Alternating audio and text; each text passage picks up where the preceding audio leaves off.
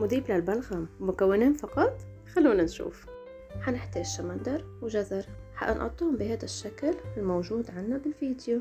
أول شي بنحط طبقة شمندر، بنضيف إلى معلقة سكر، بنرجع بنحط طبقة من الجزر، وبنضيف معلقة سكر فوق الجزر، بنعمل طبقة تانية من الشمندر، بنضيف فوقها سكر، وبنرجع بنحط طبقة جزر، بنرجع بنضيف فوقهم سكر، بنضلنا نحطهم طبقات شمندر سكر جزر سكر. طبعا كلنا بنعرف فوائد الجزر وفوائد الشمندر. أول ما تخلص الكمية بنزيد عليها عصرة ليمون، وبيضلوا مثل ما هن، بنغطيهم وبنخليهم ليلة كاملة بالبراد.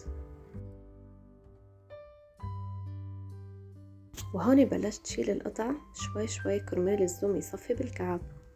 الكمية قليلة بس المفعول أكبر. وهيدا الشراب صار جاهز.